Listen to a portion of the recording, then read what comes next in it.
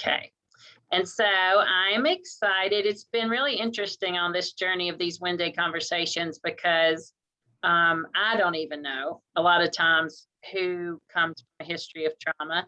So when I sent out the last all call and Jessica responded, that was particularly interesting for me for several reasons. Number one, we've worked together for a long time. But number two, and I think probably you'll talk about this, Jessica, she came up through the schools where I'm a school social worker.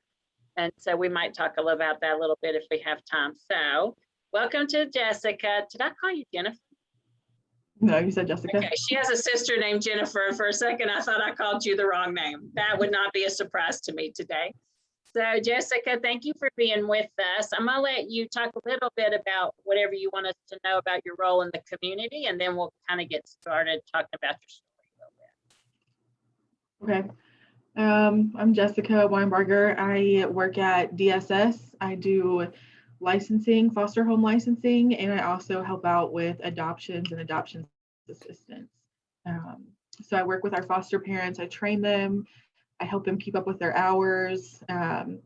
We definitely do trauma-informed training and do check-ins to make sure everything's going well with the kids placed in their home, and just offer continuous trainings and try to recruit more foster parents in the county because our number of foster kids is always rising.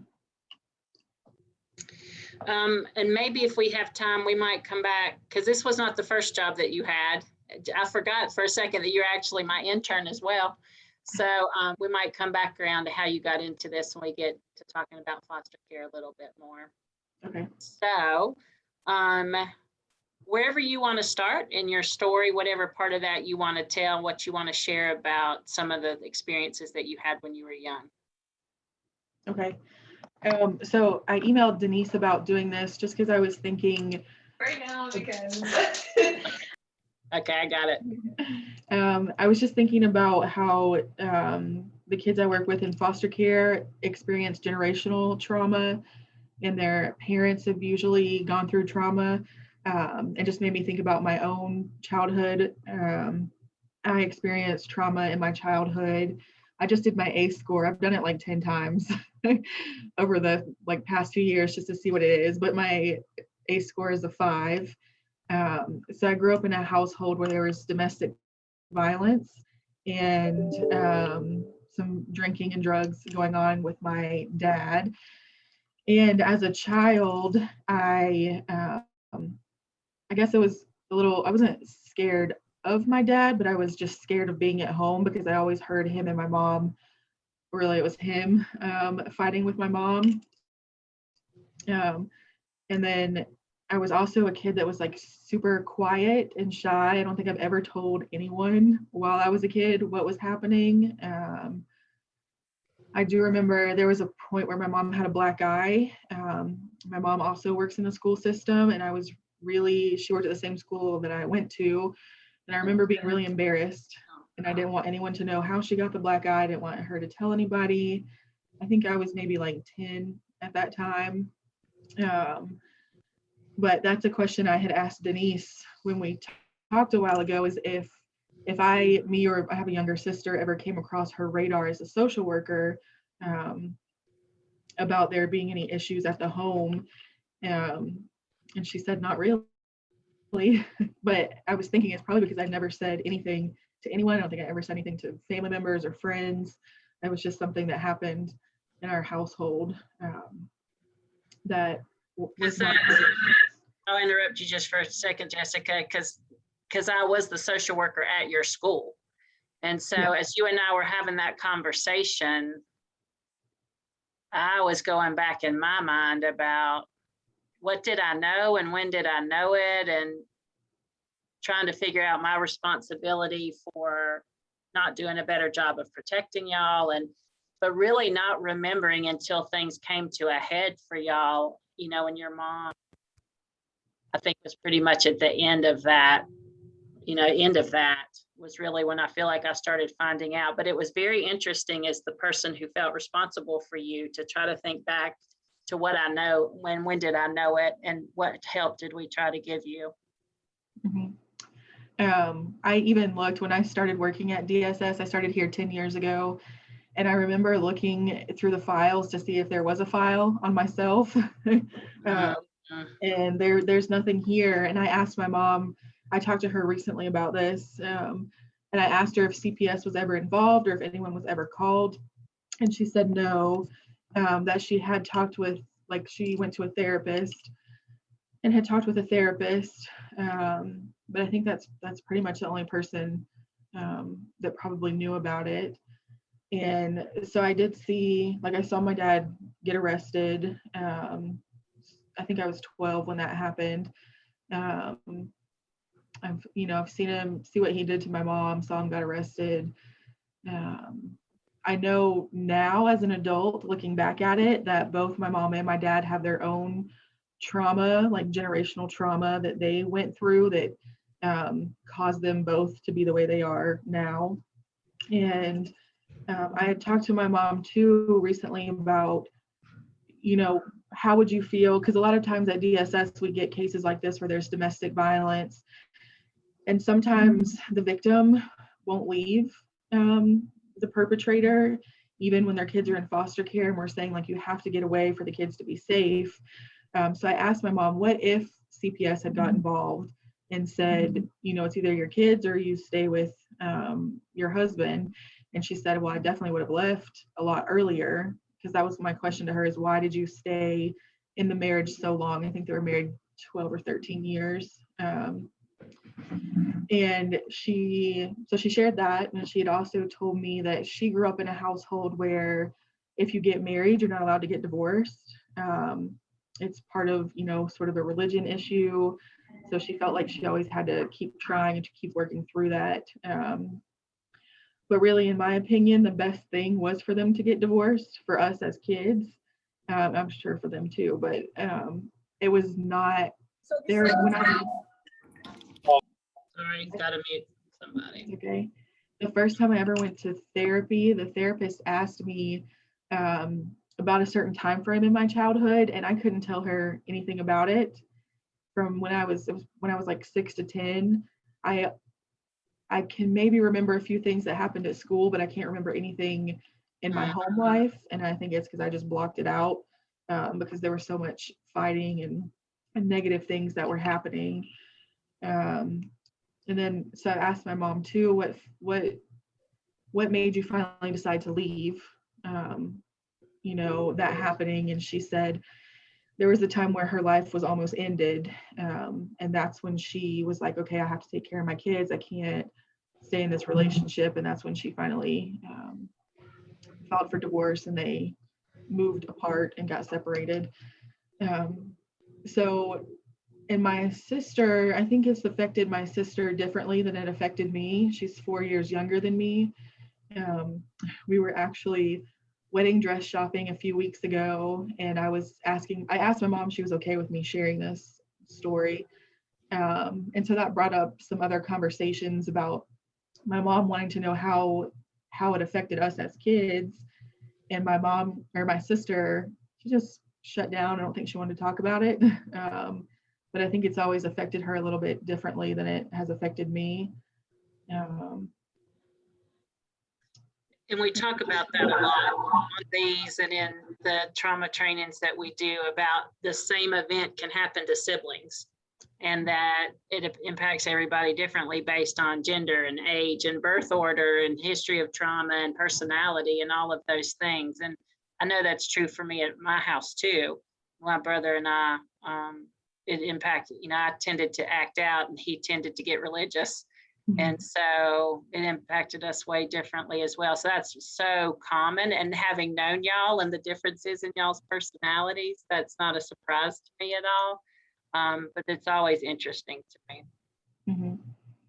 There, just thinking back, a lot of times, I think my sister and I shared a room at some point, and then as we got older, we had separate rooms.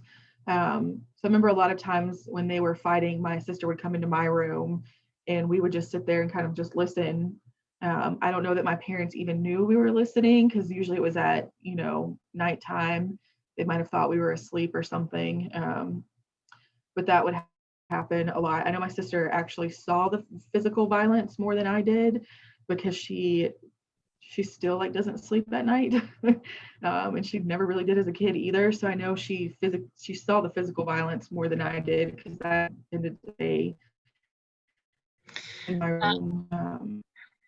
You froze for a second. One thing I wanted to go back to is a lot of times teachers and other people ask us, like, how will we know? They want there to be visible. Mhm. Your clothes are dirty, you got bruises on your body. And I think you are a prime example of, because when you and I were talking about what did I know and when did I know it, your grades were good, your behavior was good, you weren't any trouble to anybody, you were quiet and calm, you weren't disclosing anything. And so to me, it's just a really prime example of how you can't know what's happening by looking at somebody. I think we want to be able to do that, to be able to look at somebody and say that they're in trouble or need help or going through trauma. But you couldn't tell by looking at y'all. Y'all looked like model students who had everything that they needed. And so just to say, you're not going to be able to tell that it's relationships and not necessarily something that you can see on somebody. Mhm. Yeah, that's very true. And I know my mom did a good job of caring for us and making sure we had all of our like basic needs met. So the domestic violence was really the only issue happening in the home, and really that's not something she could have prevented. She could have left earlier, but I understand, why she said she couldn't do that. But yeah, we were fed, we had clothes, Clean, really rested. no other issues besides I don't that. know if you were arrested, but you were clean. Yeah. Yeah. And my mom told me this, which I don't think I ever realized. When we were talking about this a few weeks ago, she said, "Don't you remember me taking you to your grandparents' house when things got really bad at home?" And I remember visiting with my grandparents, but I thought that was just like a normal, we were just going for the weekend visit for grandpa or granny or whoever it was. Because I had both sets of grandparents that both, we visited with both of them.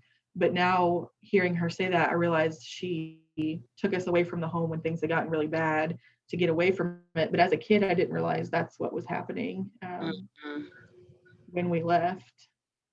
And then So I appreciate you sharing all that with us. I know it's hard to talk about. Anything else before we start talking about the positive influences that help change things for you? Anything else you want to share about? You said you've done your ACE thing a bunch of times and it's like 5 out of 10. Has that score changed with each time that you do it, or has it always stayed the same?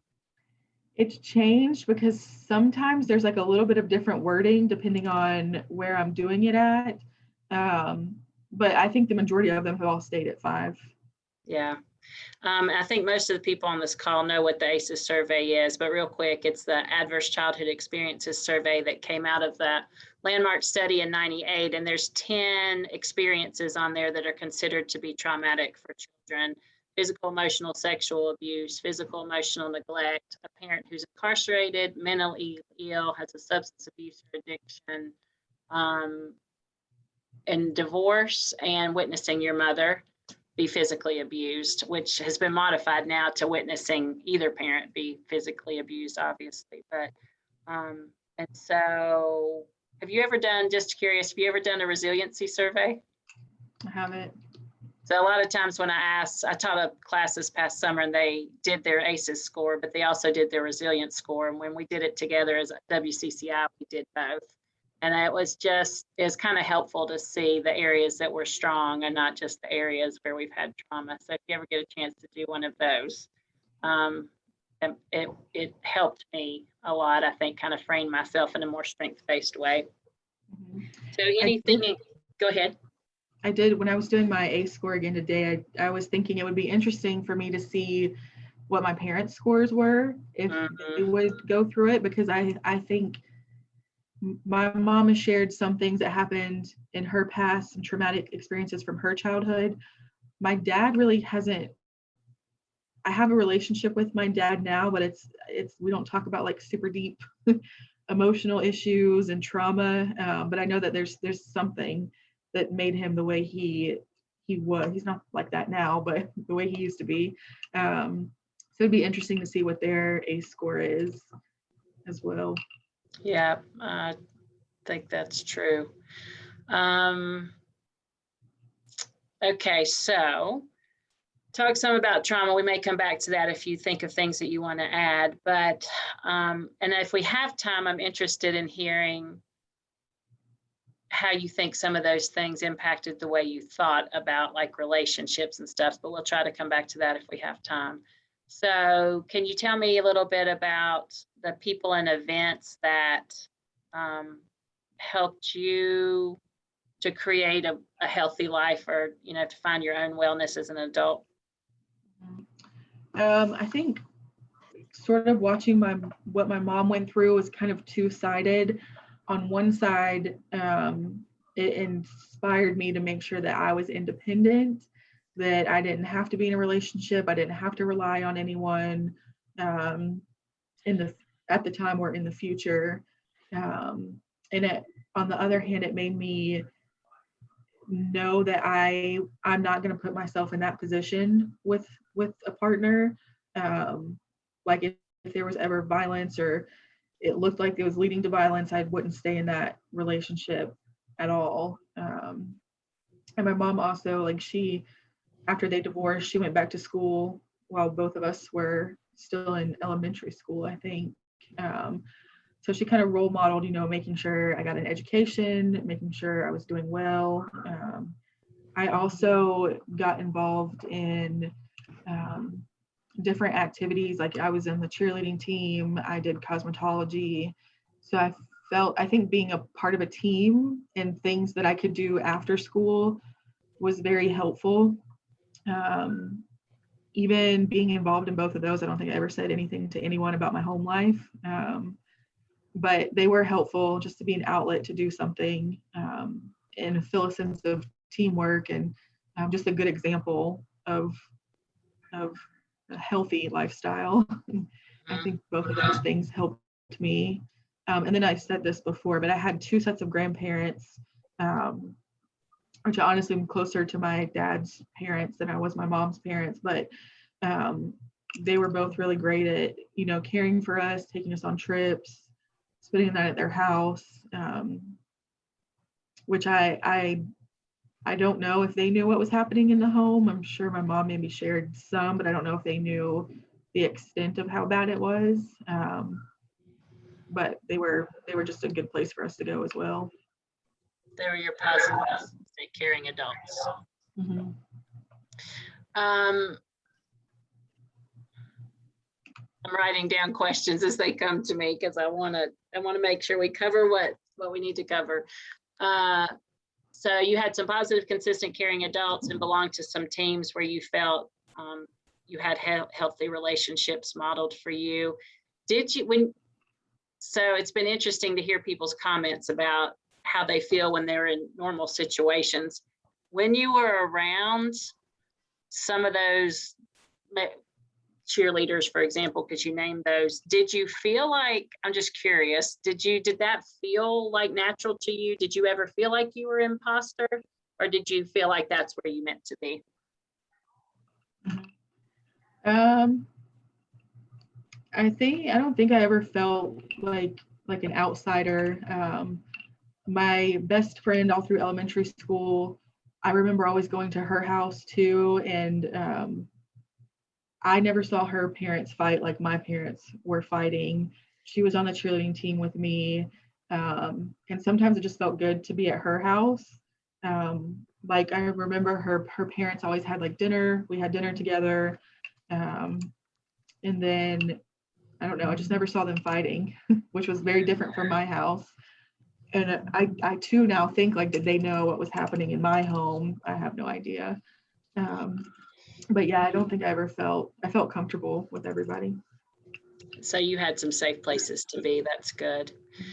So then talking about wellness, because you also want to talk a little bit about foster care before we finish this afternoon. But when you think about wellness, want to hear some about the things that you do to stay healthy and well. And then second part of that question that I've been asking is, how do you know when to do those things? What are the cues that you get from your body or your brain that you need to do something to take care of yourself? So what kinds of things do you do to stay well? So I probably, before I was in social work, I probably have no idea how to answer you. But working in social work and especially in child welfare, we talk a lot about self-care and making sure that you're taking time out for yourself, because we experience a lot of like secondary post-traumatic stress from the situations we deal with. So when I didn't have as many bills that I do now, I took a lot of vacations. I traveled a lot with my sister, my family, my fiance. So just taking time away to just not think about anything. And then I don't know what it is, but I can't stand like clutter in my car or my house or on my desk. So sometimes I just feel like really antsy and I just need to clean. And sometimes I go home out on my lunch break and clean up the house. And I guess my mind isn't really thinking about anything when I'm doing that. So I feel like that's a little bit of self-care for me. And then also when I have the money to do it, like getting a massage or getting my nails done, that doesn't happen often now, but that is one of the self-care tools I use. And I've also go to therapy. When I go to therapy, that's when I sort of feel like completely out of control and I just don't know how to handle stuff anymore, or a lot of stuff is piled onto me at once. So I don't go like weekly, but maybe once, probably like quarterly out of the year. I see a therapist and it feels good to just kind of like, I don't even care what she says back to me. I just like blur everything out. And then it just feels good afterwards to do that. And it was really helpful. So I went through, which maybe this is another trauma in itself, but I've had miscarriages and going through an infertility journey, going through IVF. And after I had my baby, I had some pretty bad postpartum anxiety. So I joined a group, which was helpful at that point as well, just for self-care and working through the anxiety that I had. So yeah, I think reaching out to other people is helping me as well. And I don't think we've ever talked about your infertility journey. Your mom may have mentioned it to me a couple times, because I think you know that took us 5 years to get pregnant with our son. And I think partially because it took so long, but partially because of my trauma history. I will never forget when they handed him to me in the hospital. And I was like, you don't even know me. I can take this baby home and eat him, and nobody will even know he's gone. Like, I could not get over the fact that they were giving me this baby to take home, to take care of. And literally, he slept on my chest for a year because I was so afraid I would forget him somewhere, or he would quit breathing, or something would happen. And I wasn't like that with my second one, but my first one. So when you talk about anxiety, like, man, through the roof for like 3 years, medication. And I was not expecting that. I took care of a lot of brothers and sisters. You probably took care of your younger sister. So that was a shock to me that I had that kind of reaction to it. And it lasted a really long time. And I had to go back to therapy to get through that. But the anxiety that I felt about being responsible for him and trying to give him a safe environment was debilitating. Mm-hmm. And I think part of my anxiety was also, I was scared she would stop breathing in her sleep. And I think a little bit of that comes from how many cases that we've worked here at DSS where babies have passed away in their sleep, which sometimes I need to remind myself that most of those cases, the parents were usually under the influence and maybe not as alert as they should have been to check on their baby. But for me, like, I don't know that I slept a full night in like 7 months. Because even when she was asleep, I had to like make sure she was breathing, put my hand on her chest. I just had severe anxiety about making sure she's still breathing. Yeah, and I thought that was normal. Our Lamaze teacher was Holly Heintzelman. Haven't seen her in 2 decades. Loved her so much. And I remember calling her when Elijah was a few days old, and I was pretty much hysterical. And I was like, I can't do this. And she came to my house, and I was just crying. I was like, I don't understand how he keeps breathing. Like, just can you explain that to me? And I just thought that like this was a normal way that moms think. And she was like, first of all, you have to quit thinking about that. They just do. Second of all, you might need a little medicine. And I was like, oh, is this abnormal? Like people don't obsess and perseverate about what keeps the baby breathing? She's like, no, that's no. So I didn't even realize until somebody told me that that's not what every person thinks about. And so the anxiety was high for sure. But yeah, I think I hadn't thought about the fact that I was also a social worker, and some of the stories I've heard and things like that probably played into that too, but a lot of responsibility. So those are the things that you do. So how do you know when you need to do those things? What tells you that you need to do something for yourself? I think I just said this, but just when I feel like there's too much going on, or I just feel really antsy about something, that's when I know I need to do it. Or like I just feel myself getting angry. I know you're going to ask me about this later, but I think I have a little bit of that like explosive anger that maybe I got from my dad or seeing what he did. And so now in my life, I know I have to control that and not let it affect my relationship or kind of let it get out of control.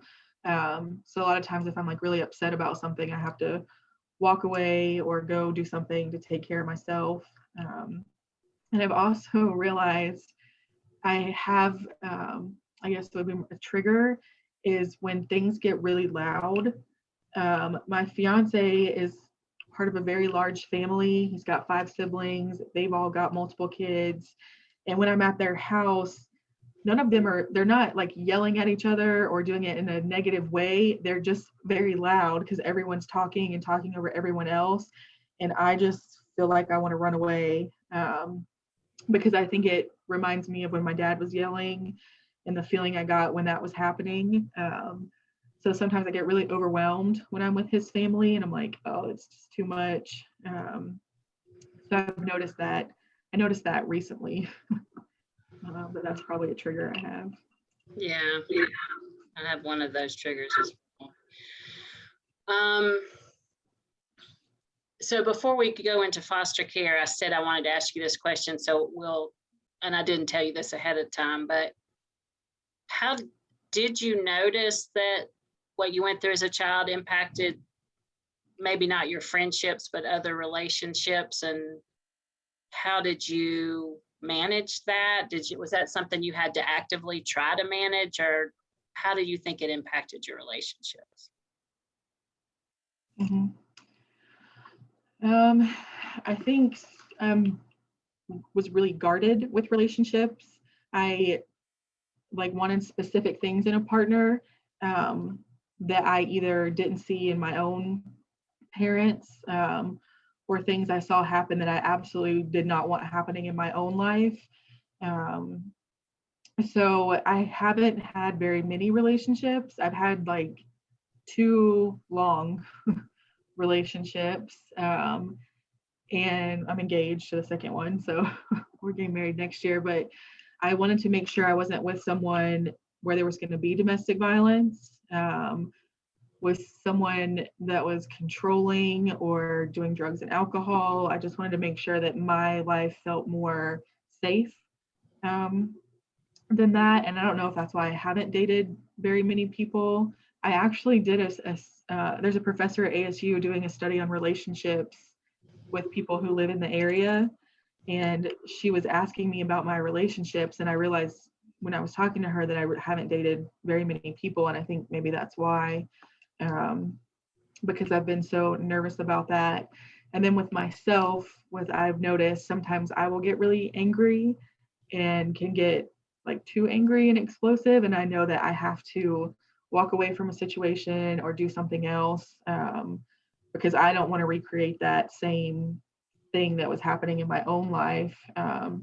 especially now that I have a daughter, I don't want her to have any trauma, at least trauma that I can prevent from happening. I don't want her to see anything like that. I even noticed we were on a vacation with some friends a while ago, and I had my baby with me, and the people sitting with us started arguing with each other, and it reminded me of just the same things that happened with my parents. And I just wanted to like close my baby's ears. I didn't want her to even be around it because I know how it affected me. But that really bothered me, even being around someone else who was arguing about something. So, and I was going to say this in the beginning, but I forgot.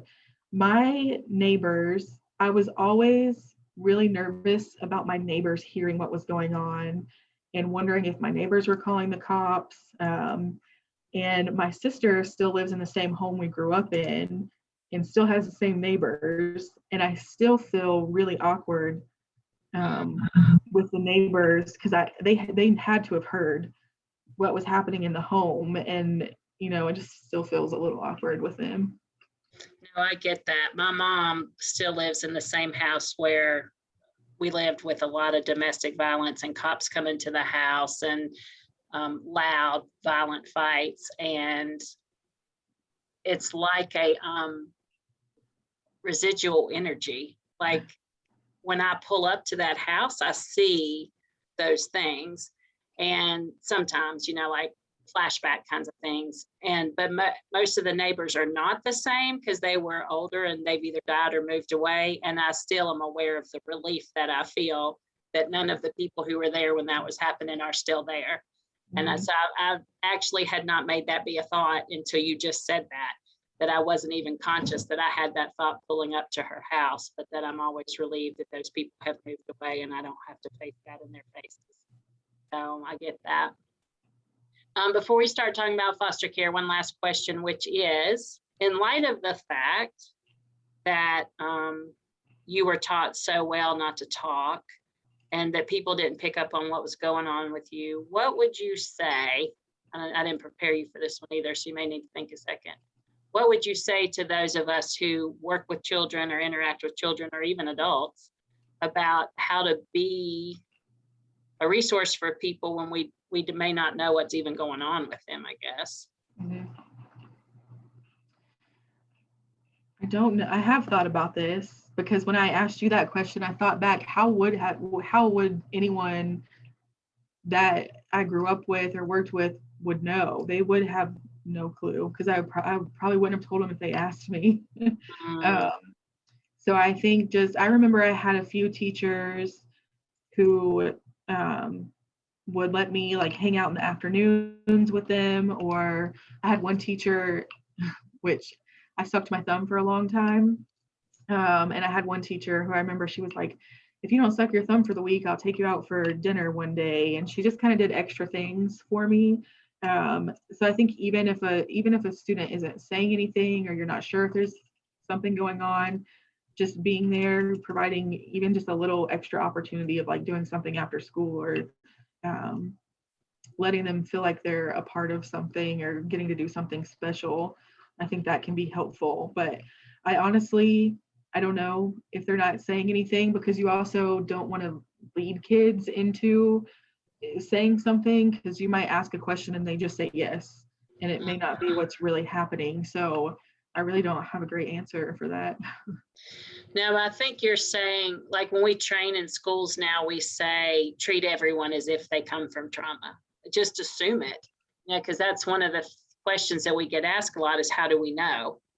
And we're like, well, a lot of times we're not going to go. Again, you're a prime example of that. We didn't know, but that's why you talk to everyone, with gentleness and compassion and a lack of hostility or sarcasm and, power imbalances and all that, because we just don't know. We need to assume that the kids are having a hard time and give them opportunities for safe spaces. And that is all I know to do as well. So many of these stories, when I talk to people, I have yet to talk to somebody who's like, yeah, my mom told me to go to school and tell everything. Yeah. My mom encouraged me to share my story. Like, I haven't heard that yet. I think it is it is the underlying theme in everybody's story that we were supposed to keep it quiet and not talk to anybody outside of the family about what was happening. And if people asked us, we were supposed to lie. So, I think it's safe to assume that if it is happening, that we may not know about it. Usually when we find out about it, it's because a neighbor calls or somebody saw something, or DSS was just at my door before this thing because a report came in from somewhere else that we didn't know anything about. So those relationships, I think, are really critical for, and maybe if you build a relationship with someone, they may not be telling you something now, but they may tell you something later. We can't know. Mm-hmm. So talk to me about foster care. I know that the rate of children in foster care has maybe doubled in the past 6 years. I remember when it was like high 30s, 30 some kids, and now the numbers are way past that. And I've heard Chad say, with a lot of substance abuse issues, that a lot of times parents don't work the plan that y'all put in place, and kids leave CPS caseworkers to come to foster care. So, and that you're always, I'll reinforce this before you even start looking for people to be foster care workers. So talk to us about what you do. Yeah, so when I first started here, I started as an investigator, not because I wanted to, but it was the only job open. So I came in as an investigator and did that for 6 months and was terrified every single day that someone was going to kill me for coming to their house or having to remove a child, because that feels horrible. No matter how long you work in CPS or how trained you are, removing a child from a home is just the worst feeling in the world. So I did that for 6 months, and then I moved into foster care, and I was a foster care worker, case manager for 5 years. And then for the past 4, I think, years, I've been doing licensing and adoptions. So in my work, when I work directly with kids in foster care and their parents, it was very clear that it's generational trauma. I think some people have the misconception that they're just horrible monsters doing horrible things to their kids, or that kids are in foster care because they're bad kids. Those are two of the big misconceptions that I saw. But almost every parent I worked with, they had their own trauma in their childhood. They weren't taught good skills on how to parent a child. They weren't even taught basic living skills sometimes. And so a lot of them do cope with using substances. And I've had people come talk to my foster parent groups who have had their kids in foster care, kids who have been in foster care, foster parents, judges. I have all kinds of people come and talk to them and share their story. And I think one of the most powerful stories is the parents who share their story about their children being taken from them and how they were using substances and why they were using them, and how it was to work through the DSS system and get their children back. I think that's one of the most powerful stories that everyone can hear, because they can see that it's not some horrible parent that's doing something awful to their kids. It's just something that's happened in their life that got them to a point where they couldn't care for their kids. And then even with that generational trauma, when I was a foster care worker, I had teenagers in care who now have their own kids who have also been in foster care. And most of those were teenagers who were in foster care in group homes throughout their time in foster care. We never could find a family to take them in, which is why I try to recruit really hard for families who will take teenagers in, because all the research and even just with my own eyes, I see the kids who get taken in by families have better outcomes. They graduate high school, they graduate college. I know Zach did his meeting last week. They're usually more successful if they can get connected with a family who can really help them with their skills and moving on for better education and better chances at life. And then my kids that kind of lived out their foster care experience in group homes didn't get that same kind of relationship built with anybody. I had kids who were in 13 different group homes, and they were just moving all the time. So it's impossible for them to create those relationships. But it is So it's a generational issue that we see in foster care a lot. And so it's really great when we can see someone who came through the foster care system be able to break that cycle for their own family. And we have had, I have had some kids that are now adults that were in foster care, then their kids were in foster care, and they did change and are doing wonderfully now with their own families. And I hope they continue to keep that up so that their kids don't experience the same thing that they did. But I do see that a lot. We did a training last night, and Chad said usually 99% of cases are just something bad has happened to a family, and then there's maybe like 1% of cases where the person is just really horrible to a child. So you usually don't see that very much. He and I were talking one time, and we were talking about we'd started the snack program at Hardin Park. I had a family with 6 kids, and one of them was in trouble all the time, and one of them cried all the time, and one of them said he was hungry all the time, and one of them laid his head on his desk and wouldn't pick it up. I thought, well, we can fix the one who's hungry, and probably if one's hungry, they're all hungry. And so like next day started feeding them peanut butter crackers when they were hungry, and within 3 days, it was miraculous, all of them. The one had stopped fighting, the one had stopped crying, the one had picked his head up off his desk, the one had stopped saying he was hungry all the time. And I was telling Chad this story, and he said, I believe with all my heart that if kids and parents got enough food and rest, like our cases would drop by 90%. He's like, most of the time they're tired and hungry. Mm-hmm. And I never forgot that, like how easy that would be to fix. But, you know, like you said, it's the rare case where it's a parent who just can't, is not going to change and is always going to be abusive and mm-hmm. demeaning. There was something else you said that I was gonna, but I'm gonna let you keep going about foster care for a minute before I ask you this question, because we'll go off on another tangent. So foster care, generational trauma. What else do you want to tell us about that? I think the other thing I mentioned at first was that another misconception is that kids in foster care are bad kids. And I think the WCCI has helped with training the community on what trauma looks like. And what most people are seeing are that kids in foster care have behavioral issues that are a reaction to the trauma that they've experienced.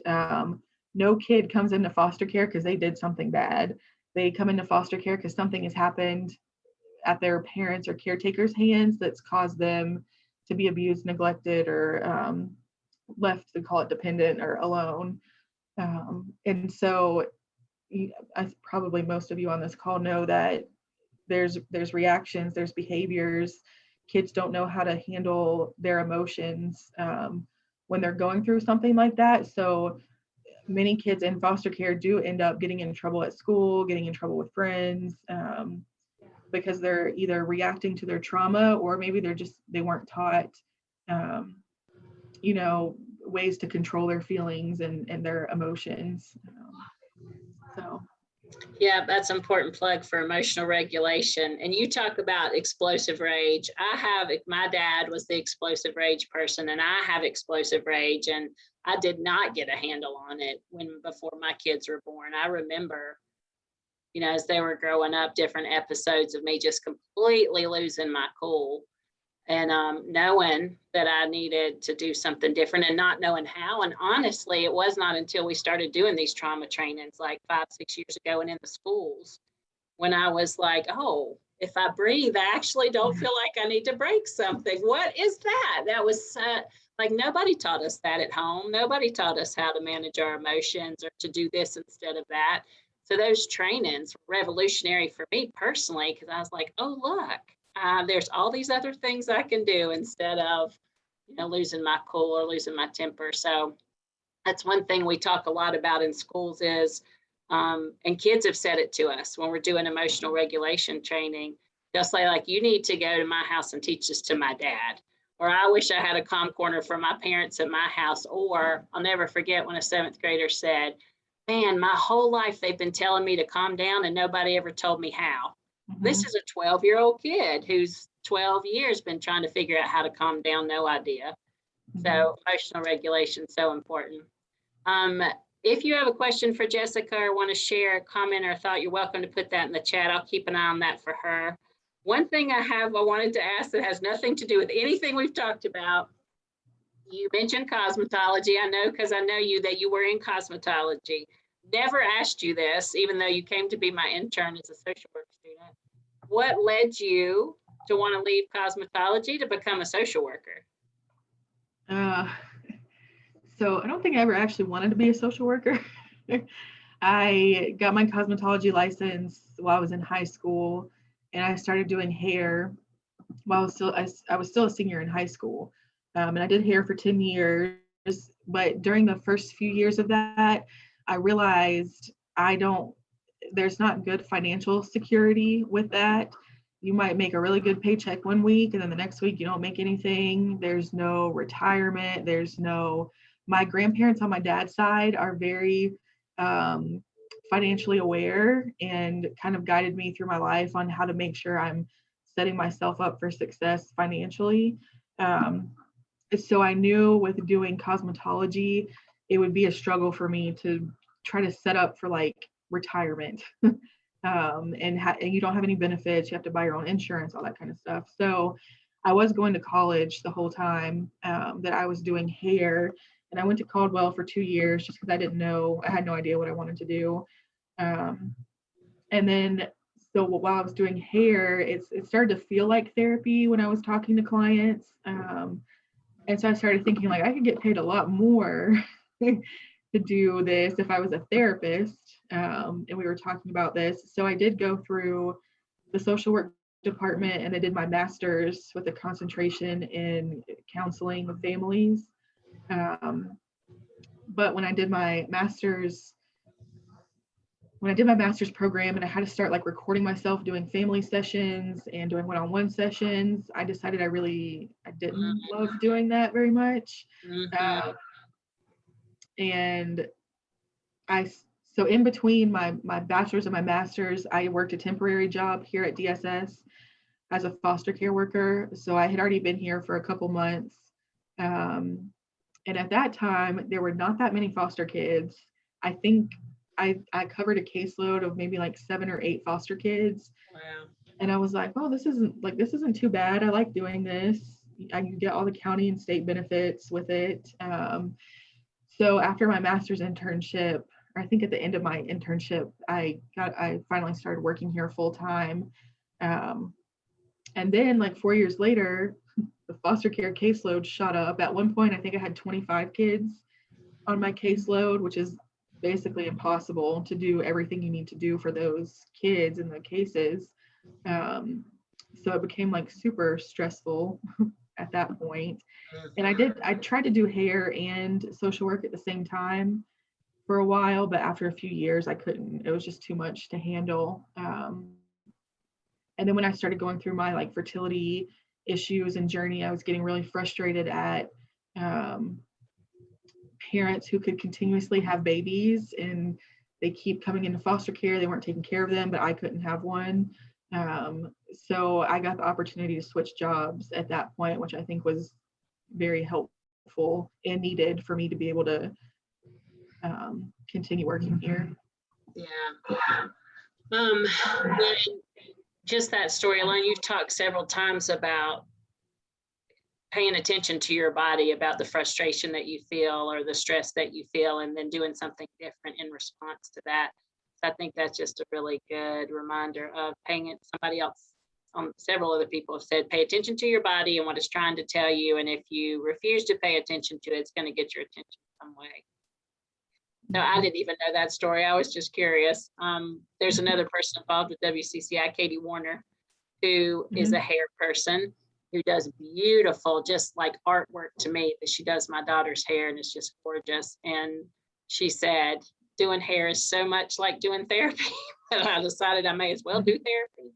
So she's waiting to start her master's, I think, till after the pandemic, but she agrees that it's very similar to therapy. So one question, how would a family go about becoming foster parents and are there trainings? Oh, I know you can't answer this question. Yeah, so to be a foster parent, the requirements are you have to be over 21. You have to have space in your home for a child, meaning a bed, a closet, or a dresser. You have to have criminal background checks. You have to be clear with everything, and you have to be able to pay your own bills. Um, so they're pretty, honestly, I think they're pretty light requirements to be a foster parent. You do go through training with me. I offer training. Usually I offer it twice a year in the spring and in the fall, and it's a trauma-informed training. It's 10 weeks long, where we talk about why kids are coming into care. A lot of focus is on their behaviors because the state noticed that a lot of foster parents were doing it because they're like, oh, I want this cute kid I'm going to care from, and it's going to be wonderful. And then the kids come in and have like severe behavioral issues and these needs that foster parents couldn't figure out how to handle, and their responses to the trauma they've been through. So a lot of our training focuses on behaviors and discipline techniques and how to handle that kind of stuff. So our next training actually will begin September 16th. And I still have some spots open for that if anyone's interested. You can always go to watgov.org, and we have a website on there that has all the information on it. Or you can email me and I can give you all the information as well. Okay, we'll get on our stuff. So if you have a question or a comment for Jessica, you're welcome to put it in the chat. We're about to wrap up. I'm gonna not keep you all the way till 1 so you can like go to the bathroom and stuff for your next thing. But any last thoughts, like a final thought on, you've talked about a lot today. Any last thoughts that you'd like to share? One question that we have a lot is, how can I, knowing what I know now, what should I do differently? But I kind of asked you that. So any last thoughts? I was thinking about this earlier. Just I've never shared my story to a big group of people. I think I've maybe shared pieces here and there to coworkers or friends. But I've realized when I have the group of people that talk to my foster parents, and like when I have Zach share his story, how therapeutic that can be for yourself, sharing your story, and also how much it could help someone else who might be going through the same thing or experience the same thing, to see that someone else is similar to them, that they've not experienced it alone. Good tip. All right, so if you'd like to say something to Jessica in the chat, I will copy and paste that for her to read later when she has time. Jessica, so appreciate you spending time with me today. Sorry, there's things happening at my door. I so appreciate you spending time with us today. I got to know even more about you than I already did. I had the pleasure meeting Jessica's baby at Hobby Lobby the other day. She is precious. So good luck with that journey as well. And I hope you have a good rest of the day. And I look forward to seeing you again soon. Thank you. All right, thank you.